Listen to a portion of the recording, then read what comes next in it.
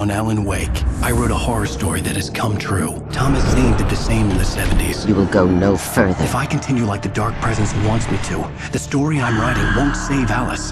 It's a horror story. No one will survive. You knew Zane! Thomas Zane! You're the Lady of the Light in the song! He left something behind to help me. The clicker. Alan thought of this as he stood on the rim of Cauldron Lake, the clicker in his hand. He took a deep breath and jumped. I can get to her now. I can finish this.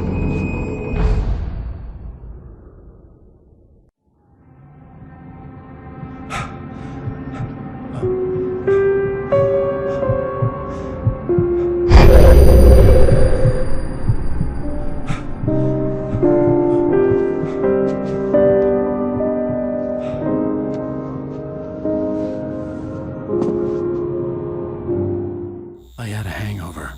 My head was about to explode and the light hurt my eyes. I needed my sunglasses and painkillers to dull the pain.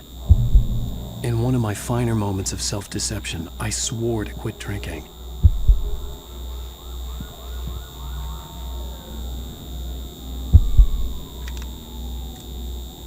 The sunglasses made the world look bearable. Now I could keep my eyes open without feeling like a vampire in the sun.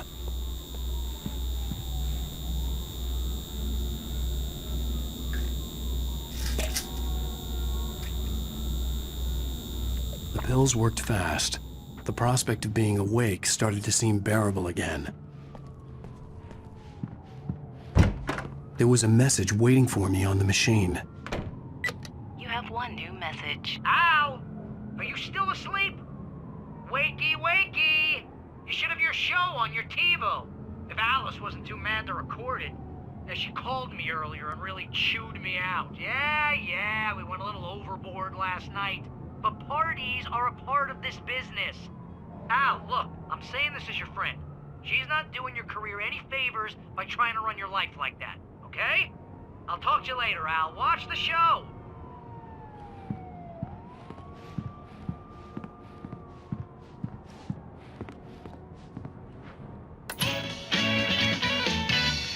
Ladies and gentlemen, welcome back to the Harry Yowitz Show. Thank you. Thank you, everybody. We have a great show tonight. I've been talking with the best-selling author Alan Wake about his new book, The Sudden Stop. Yeah, good read. Go buy it. No, it is a good read. Look, I'm gonna be honest here. Is that wise? No, but I'm gonna do it anyway. I got people who give me the lowdown on books. I'm a busy guy.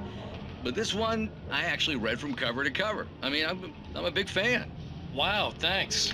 Now, this might be a spoiler for those who haven't read the book yet. Based on the sales figures, the 2 people out there who haven't read the book yet. But this last book is all about the death of the main character, the hard-boiled New York detective, Alex Casey. Now, there's been a lot of outrage about this. Why the hell did you kill Casey? What the hell were you thinking, man? Good riddance. No, seriously, though. 7 years and 6 books is a long time. He was a gloomy guy to spend all your working hours with, and it was a good run. But it's time to explore new things. My next book will be a departure from the old for me. You selfish bastard, always thinking of yourself. Well, you've certainly given us a lot of entertainment over the years.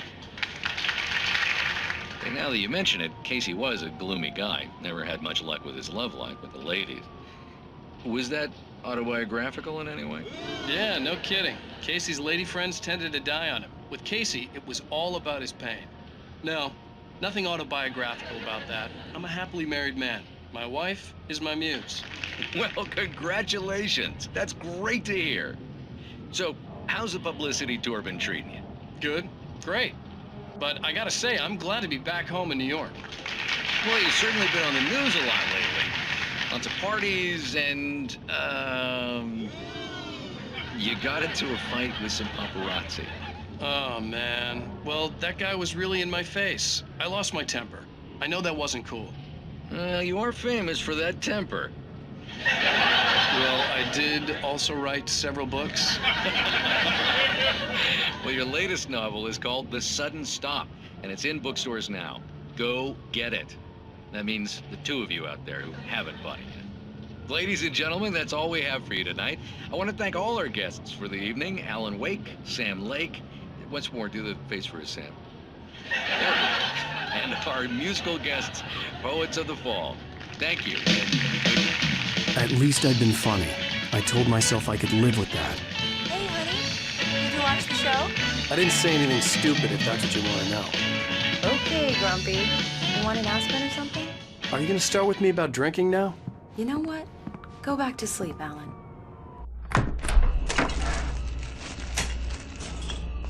What? Now you can't even talk to me? Well, this morning I was angry because you said you'd be home at midnight and you showed up at 7 a.m. and passed out in mid-sentence. Now I'm over it. Are you angry? This goddamn tour. It's gotten out of hand. Oh, honey. It's almost over, right? We can get back to normal. Then you can start writing again. I'm sorry, honey. Alan, you're not thinking straight. Just take a shower and go back to bed, huh? Yeah, you're right, honey. I'm sorry. Once this is over, let's go away together. A vacation. Just you and me. Some peace and quiet.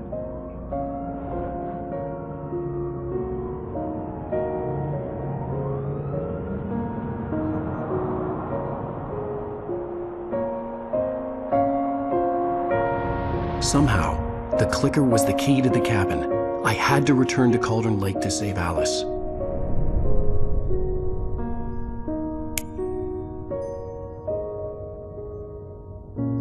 I'm going back to the lake to finish this.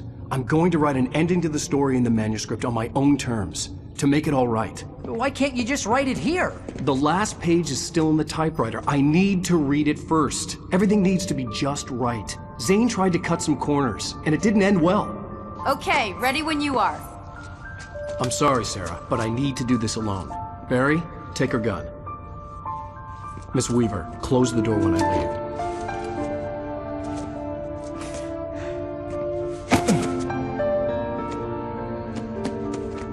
Good luck, Al. See you later.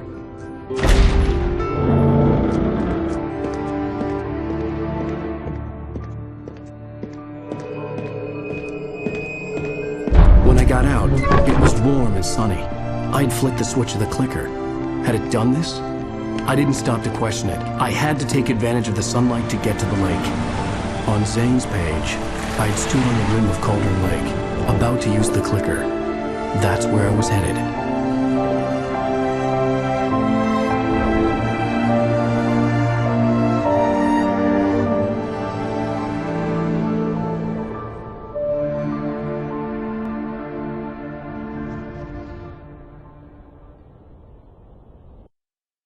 Alone, in daylight, surrounded by the beauty of the Pacific Northwest landscape.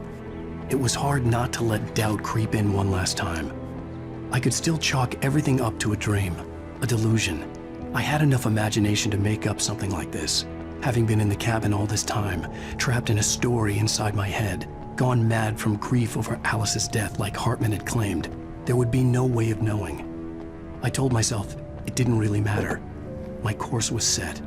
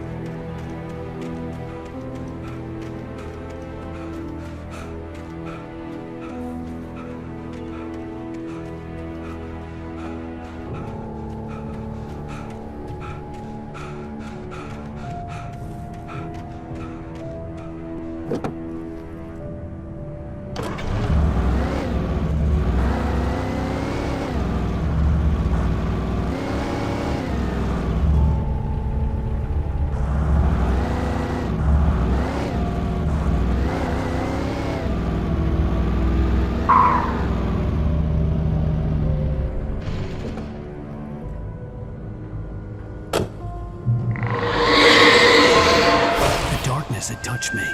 There was a link between us, always would be. I could feel its presence again, getting closer.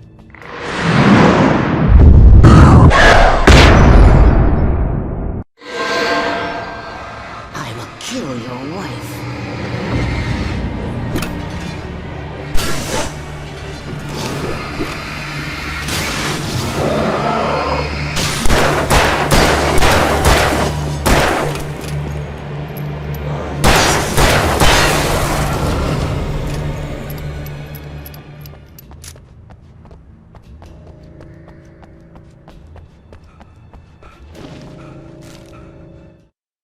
The dark presence was no longer trying to capture the writer so he could create the ending it wanted. The writer knew too much. He was too strong. And he carried a weapon left behind by Thomas Zane, something that could hurt it. Now, the darkness was doing everything in its power to simply stop the writer from ever reaching Cauldron Lake and the dark place it came from.